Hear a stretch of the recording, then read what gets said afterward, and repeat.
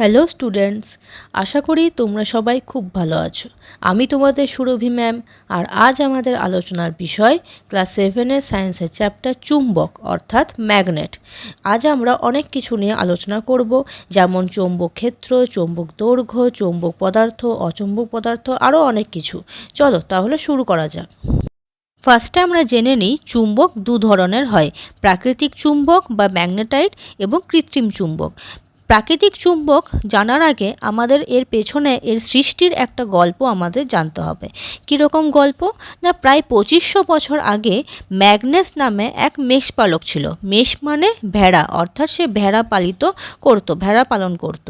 সেই মেষপালক পাহাড়ের কোলে এক তৃণভূমিতে মেষ পালন করছিল, অর্থাৎ সে তার ভেড়াদের সেখানে নিয়ে গেছিল একটা তৃণভূমিতে। হঠাৎ কি হলো না, তার পায়ের জুতোয় একটা টান অনুভব হলো। আসলে কি হলো না, তার জুতোয় একটা লোহার পেরেক ছিল। সেই পেরেকটাকে একটা পাথর খুব আকর্ষণ করছিল। পরে জানা গেল যে সেই পাথরটা সব লোহাকেই আকর্ষণ করে। ম্যাগনেসিয়া নামক অঞ্চলে এরকম প্রচুর পাথরের সন্ধান পাওয়া যায়। চুম্বকের ইংরেজি নাম কি? ম্যাগনেট, তাই তো? এটাই তার হওয়ার কারণ। ম্যাগনেসিয়া অঞ্চল থেকে এই পাথর পাওয়া গেছে, তাই এর নাম ম্যাগনেট। এই পাথরের নাম হলো ম্যাগনেটাইট বা প্রাকৃতিক চুম্বক। তাহলে প্রাকৃতিক চুম্বক কোথা থেকে পেলাম? আমরা প্রকৃতি থেকেই পেলাম। প্রকৃতি থেকে এমন একটা পাথর পেলাম, কি পাথর? ম্যাগনেটাইট। সেটাই হলো প্রাকৃতিক চুম্বক। তাছাড়া কৃত্রিম চুম্বক। কৃত্রিম চুম্বক কি না, চৌম্বক পদার্থকে বিশেষ উপায়ে চুম্বকে পরিণত করা। তাহলে জেনে নিই চৌম্বক পদার্থ কি। চৌম্বক পদার্থ হলো চুম্বক যে যে পদার্থকে আকর্ষণ করে। চুম্বক কোন কোন পদার্থকে আকর্ষণ করে? লোহা, নিকেল, কোবাল্ট ইত্যাদি। মানে চুম্বক এই পদার্থগুলোকে আকর্ষণ করে বলে এদের বলা হয় চৌম্বক পদার্থ। তার উল্টো কি? অচৌম্বক পদার্থ। মানে চুম্বক যে যে পদার্থকে আকর্ষণ করে না, যেমন প্লাস্টিক, কাঠ, কাগজ ইত্যাদি। এগুলোকে তো চুম্বক আকর্ষণ করে না, সেটা তোমরা জানো। এগুলোকে বলা হয় অচৌম্বক পদার্থ। তাহলে চৌম্বক পদার্থকে যদি চুম্বকে পরিণত করা হয়, তখন তাকে বলে কৃত্রিম চুম্বক। তাহলে নেক্সট আমরা দেখে নিই দণ্ড চুম্বক কি না, একটা আয়ত ঘনাকার চুম্বকিত ইস্পাতের দণ্ড। দেখো ওখানে ছবি দেওয়া আছে, এক সাইডটা লাল এবং এক সাইডটা সাদা। তাহলে ওই যে একটা আয়ত ঘনাকার দেখতে পাচ্ছ, একটা ইস্পাতের দণ্ড, এটা হলো দণ্ড চুম্বক। এই চুম্বক এক প্রকার কৃত্রিম চুম্বক, অর্থাৎ কি একে তৈরি করা হয়েছে। চুম্বকের মেরু কি? চুম্বকের দুই প্রান্তে যে দুই অঞ্চলে চুম্বকের আকর্ষণ ক্ষমতা সবচেয়ে বেশি। তোমরা এই পাশের এই ছবিটা দেখো, এই দণ্ড চুম্বকটাকে কি করা হয়েছিল? বেশ কিছু লোহার গুঁড়োর মধ্যে ফেলা হয়েছিল। তো দিয়ে তুলে পড়ে দেখা গেল যে লোহার গুঁড়োগুলো শুধু দণ্ড চুম্বকটা দুদিকেই আকর্ষণ করলো, মাঝখানে করেনি। তাহলে যে দুদিকে আকর্ষণটা করলো, সেই দুদিকটাকে বলা হচ্ছে, অর্থাৎ দুই প্রান্তটাকে বলা হচ্ছে চুম্বকের মেরু। ওই চুম্বকের মেরু অঞ্চলেই আকর্ষণ ক্ষমতা সবচেয়ে বেশি থাকে। কিন্তু উদাসীন অঞ্চল মানে কি? চুম্বকের যে ঠিক মাঝখানের অঞ্চলটা, যেখানে আকর্ষণ ক্ষমতা প্রায় নেই, সেই অঞ্চলটাকে বলা হয় উদাসীন অঞ্চল। দেখো ওই ছবিতে মাঝখানে কিন্তু কোনো লোহার গুঁড়ো আকর্ষণ করেনি। তাহলে চৌম্বক দৈর্ঘ্য কি? চুম্বকের দুই মেরুর মধ্যবর্তী দূরত্বকে চৌম্বক দৈর্ঘ্য বলে। দেখো চুম্বকের দুই মেরুর যে মাঝখানের যে দূরত্ব, সেটাকে বলা হয় চৌম্বক দৈর্ঘ্য। চৌম্বক দৈর্ঘ্য কত সেটা বের করার একটা সূত্র হয়। সূত্রটা কি না, চুম্বকটির জ্যামিতিক দৈর্ঘ্য তার সাথে 0.86 গুণ করতে হবে। জ্যামিতিক দৈর্ঘ্য মানে চুম্বকটাকে মাপলে কত দৈর্ঘ্য হবে, সেটা হলো তার জ্যামিতিক দৈর্ঘ্য। তার সাথে যদি 0.86 গুণ করা হয়, তাহলে যে অ্যান্সারটা আসবে সেটা হবে ওই চুম্বকটার চৌম্বক দৈর্ঘ্য। নেক্সট দেখো, আমরা চুম্বকের উত্তর মেরু এবং দক্ষিণ মেরু সম্পর্কে জানব। অবাধে ঝুলন্ত বা ভাসমান অবস্থায় চুম্বকের যে মেরু মোটামুটি উত্তর দিকে মুখ করে থাকে, তাকে উত্তর মেরু বা উত্তর সন্ধানী মেরু বলা হয়। মানে ওই যে আগে যে দণ্ড চুম্বকটাকে দেখলে, সেটাকে যদি ঝুলিয়ে রেখে দাও, তাহলে দেখবে ওর একদিকটা উত্তর দিকে মুখ করছে, আরেক দিকটা দক্ষিণ দিকে মুখ করছে। অর্থাৎ যে দিকটা উত্তর দিকে মুখ করছে সেটা হলো উত্তর সন্ধানী মেরু, মানে সে উত্তর দিকটা সন্ধান করছে, খুঁজছে, দিয়ে সেদিকে মুখ করে আছে। তাহলে সেই দিকটা হলো উত্তর সন্ধানী মেরু। বা উত্তর মেরু, যাকে কি ইংরেজি এন দিয়ে ডিনোট করা হয়। এন মানে নর্থ অর্থাৎ উত্তর। একই রকম যে দিকটা অর্থাৎ যে মুখটা দক্ষিণ দিকে মুখ করে থাকবে তাকে বলা হবে দক্ষিণ সন্ধানী মেরু বা দক্ষিণ মেরু, যাকে ইংরেজি এস দিয়ে লেখা হয়, মানে সাউথ অর্থাৎ দক্ষিণ। চুম্বকের উত্তর মেরু ও দক্ষিণ মেরু যোগ করলে যে সরল রেখাংশ পাওয়া যায় তাকে চৌম্বক অক্ষ বলে। মানে ওই দণ্ড চুম্বকের উত্তর মেরুটা আর দক্ষিণ মেরুটা এদেরকে যোগ করলে যে একটা সরল রেখা পাবে তাদের বলা হয়, অর্থাৎ তাকে বলা হয় চৌম্বক অক্ষ।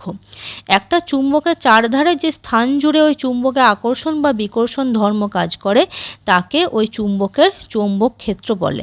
চৌম্বক ক্ষেত্র কি, মনে করে একটা দণ্ড চুম্বক বা একটা চুম্বক রাখা আছে, তার কিছুটা দূর থেকে আস্তে আস্তে যদি কোনো লোহার পেরেক বা কোনো লোহার জিনিস কাছে আনো, দেখবে পুরোটা স্পর্শ না করা অবধি তুমি কিছুটা কাছে অবধি গিয়েই তুমি বুঝতে পারবে যে একটা কিছু আকর্ষণ বল কাজ করছে, যে তোমার হাত থেকে ছিনিয়ে নিতে চাইছে সেই লোহার পেরেকটাকে।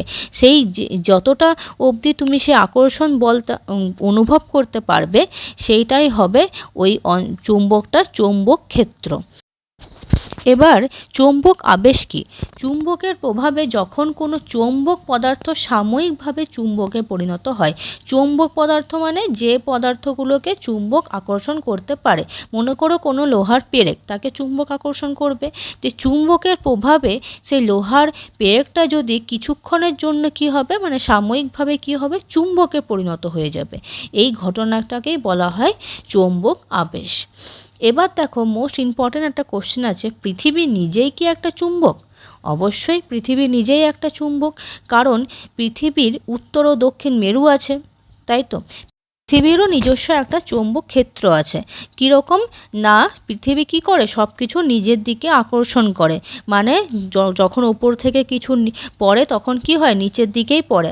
আমরা যদি ওপর দিকেও বলটা ছুড়ি তবুও দেখব যে সেটা নিচের দিকেই পড়েছে। তাহলে কি বুঝতে পারছি এখান থেকে, পৃথিবীর নিজস্ব একটা আকর্ষণ ক্ষমতা আছে। তাহলে পৃথিবী একটা নিজেই চুম্বক। এরপর আমরা চুম্বকের নানা ধর্ম সম্পর্কে জানব। প্রথম ধর্ম, আকর্ষণ ধর্ম। চুম্বক কি করে, লোহা, নিকেল, কোবাল্ট ইত্যাদি ধাতুকে আকর্ষণ করে। তাহলে চুম্বকের প্রথম ধর্ম কি, আকর্ষণ ধর্ম। নেক্সট, দিক নির্দেশক ধর্ম। চুম্বককে ঝুলিয়ে দিলে কি হয়, সবসময় উত্তর দক্ষিণে স্থির হয়ে যায়, মানে মুখ করে থাকে। মানে যখন দেখবে কম্পাস ইউজ করতো আগেকার দিনে জাহাজের নাবিকরা, কারণ সমুদ্রের তো চারিদিকেই জল, দিক বুঝতে না পারলে তারা কি করত, কম্পাস ব্যবহার করত। সেই কম্পাসের যে কাঁটাটা সেটাও কি করত, সবসময় উত্তর দক্ষিণে মুখ করে থাকতো। তাহলে এটা একটা দিক নির্দেশক ধর্ম। 3 নম্বর, সমধর্মী মেরু বিকর্ষণ। অর্থাৎ যদি কোনো তোমরা দণ্ডচুম্বককে প্রথমে ঝোলাবে, দিয়ে আরেকটা কোনো দণ্ডচুম্বককে কি করবে, একই মেরুর দিকে নিয়ে আসবে। অর্থাৎ দণ্ডচুম্বকের উত্তর মেরু এবং আরেকটা যে চুম্বক তোমার হাতে আছে তারও উত্তর মেরু কাছাকাছি আনবে, তখন দেখবে আর আকর্ষণ করছে না। একই রকম দণ্ডচুম্বকের দক্ষিণ মেরু এবং তোমার হাতের চুম্বকেরও দক্ষিণ মেরু কাছাকাছি আনবে, তখন দেখবে আকর্ষণ করছে না, কি করছে, দূরে ঠেলে দিচ্ছে। তাহলে এটাকে বলা হয় বিকর্ষণ ধর্ম। আকর্ষণ ধর্ম কি করে, একে অপরকে কাছে টেনে নেয়, আর বিকর্ষণ ধর্ম কি করে, দূরে ঠেলে দেয়। একই মেরু কি করে, বিকর্ষণ করে। মানে উত্তর মেরু আকর্ষণ করে না, বিকর্ষণ করে। একই রকম দক্ষিণ মেরু বিকর্ষণ করে। আকর্ষণ কি করে, বিপরীত মেরু, মানে উত্তর মেরু আর দক্ষিণ মেরু। দেখো 4 নম্বর ধর্ম ওটাই লেখা আছে, বিপরীত মেরু আকর্ষণ করে, উত্তর ও দক্ষিণ মেরু একে অপরকে টানে। তাহলে উত্তর বা দক্ষিণ টানবে না, উত্তর ও দক্ষিণ মেরু একে অপরকে আকর্ষণ করবে। 5 নম্বর কি, মেরু ধর্ম। প্রতিটি চুম্বকে 2টি মেরু থাকে, উত্তর ও দক্ষিণ। ঠিক। 6 নম্বর, ভাঙলে নতুন চুম্বক পাওয়া যায়। হ্যাঁ, যদি কোনো দণ্ড চুম্বককে তোমরা ভেঙে দাও বা কোনো চুম্বককে তোমরা যদি ভেঙে দাও, দেখবে যে ভাঙা অংশটা হলো তারও আবার 2টো মুখ হয়ে যাবে। মানে চুম্বক ভাঙলে প্রতিটি অংশে আবার 2টি মেরু তৈরি হয়। ঠিক, ভেঙে দিলাম যে তার মানে যে ওর একটা মেরু থাকলো, আরেকটা মেরু যে ভেঙে দিলাম তা হলো না। ভেঙে দেওয়ার পর তুমি যে টুকরোটা পেলে সেই টুকরোটার আবার 2টো মেরু হয়ে যাবে, উত্তর ও দক্ষিণ। 7 নম্বর, আবেশী ধর্ম। আগে আবেশ পরে আকর্ষণ। অর্থাৎ আগেই বললাম, যদি কোনো লোহার পেরেককে আমি চুম্বকের কাছে নিয়ে আসি তাহলে কি করবে, ও সাময়িকভাবে লোহার পেরেকটা চুম্বকে পরিণত হয়ে যাবে। অর্থাৎ চুম্বক কী করবে, সেই পেরেকটাকে আগে আবেশ করবে, তারপর আকর্ষণ করবে। বলা হয় আকর্ষণের পূর্বে আবেশ হয়। এবার আমরা জানব তড়িৎ চুম্বক সম্পর্কে। যখন কোনো তারের মধ্য দিয়ে বিদ্যুৎ প্রবাহিত হয় তখন তার চারপাশে চৌম্বক ক্ষেত্র তৈরি হয়, তাকে তড়িৎ চুম্বক বলে। তাহলে বুঝতেই পারছো, যখন কোনো তারের মধ্যে বিদ্যুৎ প্রবাহিত হয় তখন তার চারপাশে একটা চৌম্বক ক্ষেত্র তৈরি হয়ে যায়, তখন তাকে বলা হয় তড়িৎ চুম্বক। এবার আমরা চুম্বকের ব্যবহার এবং তড়িৎ চুম্বকের ব্যবহার সম্পর্কে জানব। চুম্বকের ব্যবহার কি কি না, কম্পাসের দিক নির্ণয় করতে ব্যবহার করা হয়। হ্যাঁ, আগেই বললাম জাহাজে নাবিকরা কি করে, কম্পাস ব্যবহার করতো, সেখানে চুম্বক ব্যবহার করা হয়। ফ্রিজের দরজায় লাগিয়ে রাখতে, হ্যাঁ ফ্রিজের দরজায় দেখবে চুম্বক লাগানো থাকে। ছোট লোহার জিনিস তুলতে বা ধরতে, খেলনা ও বিভিন্ন যন্ত্রে চুম্বক ব্যবহার করা হয়।